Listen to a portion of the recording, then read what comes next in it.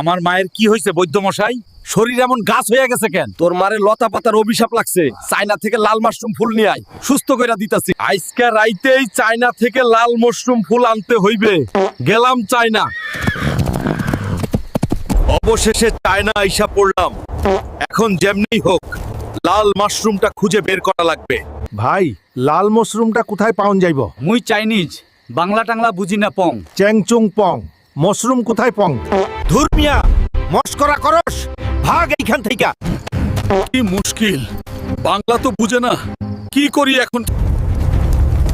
এই তো পেয়েছি লাল মাশরুম। আমার রাজ্যে এসেছিস মাশরুম নিতে। আজ তোকে খতম করে ফেলবো হুল্ক।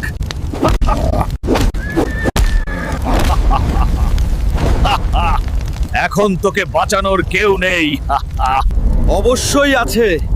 আমার বন্ধুরা যদি আমাকে লাইক, কমেন্ট, সাবস্ক্রাইব করে তাহলে আমি আবার শক্তি ফিরে পাবো। বন্ধুরা আমাকে বাঁচাও।